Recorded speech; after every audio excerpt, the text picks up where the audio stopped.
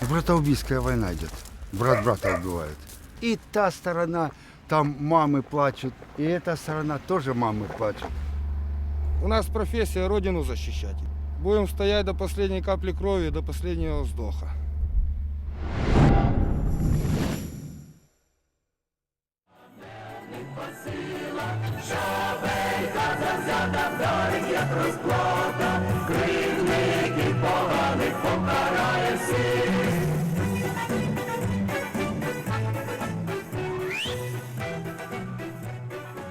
There was a brief lull in fighting between the Ukrainian forces and the pro-Russian forces of the Donetsk and Luhansk People's Republic over the Christmas and New Year's period. But last week there was a massive escalation in fighting around the Donetsk airport and all across the demarcation line between the Ukrainian side and the separatist side. We're in the town of Kramatorsk now, which used to be under control of the separatists until June, but it's now under the control of the Ukrainians. Hopefully we'll be able to speak to the governor to find out whether the Ukrainian forces are able to defend this town if the separatists do indeed push across the demarcation line over the next couple of days. Ми сьогодні прагнемо миру. Ми сьогодні хочемо розвивати економіку, створювати нові робочі місця. Сьогодні весь світ готовий прийти на допомогу Донбасу. Zakharchenko, the leader of the Donetsk People's Republic, has said that Kramatorsk and Slavyansk are both targets for them in the future. Are the Ukrainian military prepared to defend this town if the DNR do move across the demarcation line? Все сегодня областная администрация сделает для того, чтобы оказывать помощь украинской армии и вместе ковать победу. Потому что те действия, которые сегодня осуществляет вот это так называемое правительство ДНР, оно несет все элементы уголовной ответственности. Сегодня убивается сила духа сегодня, и сила патриотизма в украинской армии, поверьте мне, очень высокая. И так просто ничего не происходит.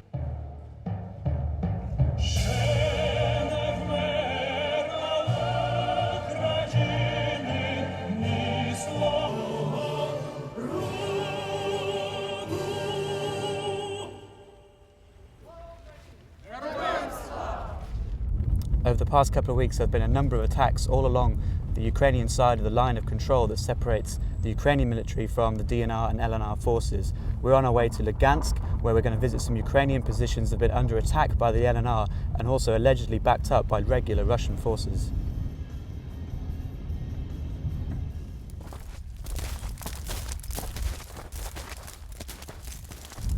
Вот это вот вороночка от града. И таких вот вороночек нам закинули больше 40 штук. Do you guys here at this checkpoint 25, do you expect a large assault from the LNR anytime soon? Так, готуємося. Готуємося, очікуємо, але я не думаю, що сюди підуть. Багато сил сюди стягується. От, і я вважаю, що ми не допустимо. And do you have any hope for these there's proposed peace talks in the next couple of days? Do you think that anything will come of those? Тому я вважаю, що переговорів вже не має бути. Мають бути тільки активні дії. Це потрібно раз і назавжди припинити.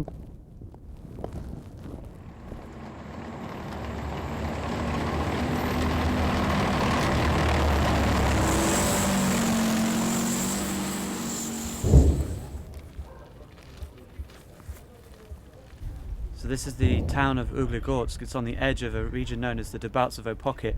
It's controlled by Ukrainians but surrounded by the DNR on three sides and routinely pounded with artillery that's left dozens of civilians killed.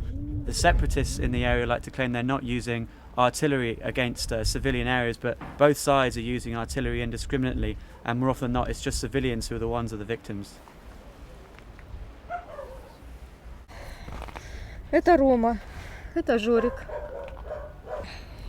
Снаряды во всех одинаковые, во всех эти снаряды железные, и все они несущие смерть. Вот один из них принес и смерти нашим деткам. В чем только они виноваты и перед кем. Улыбаются теперь только на фотографии, вот и все.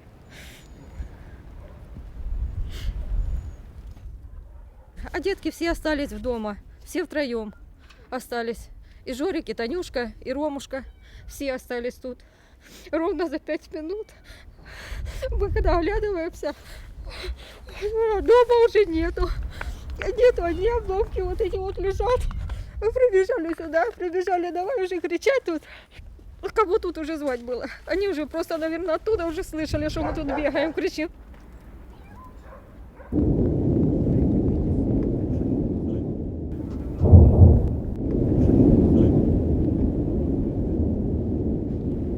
A lot of that, and it sounds like outgoing grad fire.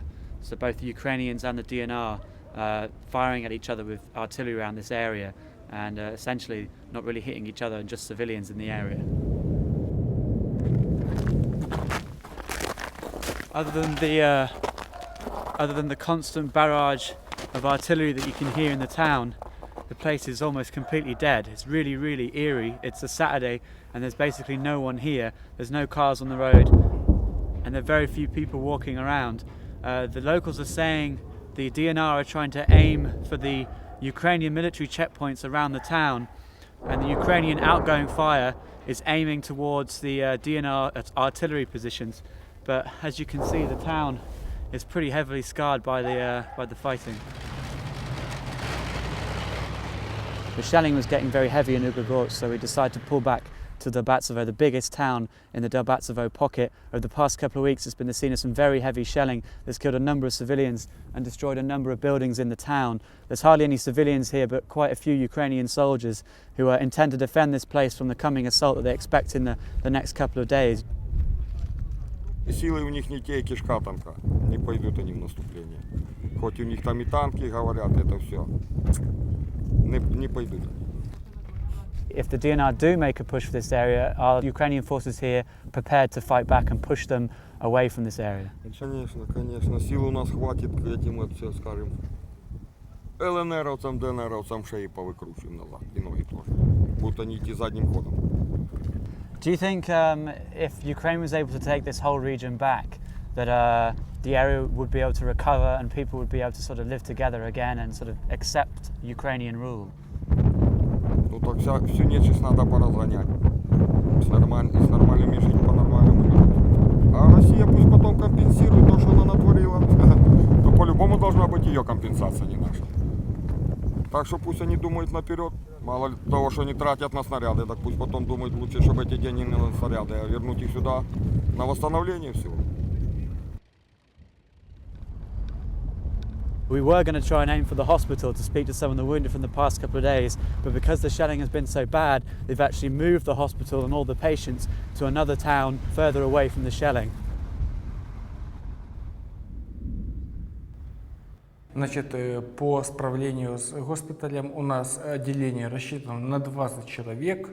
Лежит у нас на сегодняшний день 34 человека. То есть, по сути, в принципе, мы места имеем для того, чтобы положить сюда раненых и военных, раненых мирных.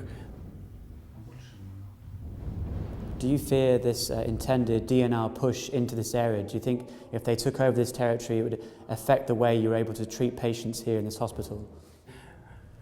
Ну, честно, и от себя, и от других лиц, которые у нас тут проживают, и медицинских работников, и жителей этого города, пока, слава богу, подконтрольных украинской армии, мы боимся. Потому что если ДНР в действительности наступит сюда, у нас не будет ничего, ни заработных плат, ни социальных, никакие гарантии выполняться не будут. То есть это и заработные платы, это и пенсии. То есть, ну ничего этого не будет. Магазины работать, я сомневаюсь, что они будут работать. Поэтому мы только надеемся на украинскую армию. Здесь травматическая ампутация левой ноги полная. То есть ноги, извините, можно? Да. Ноги здесь нет.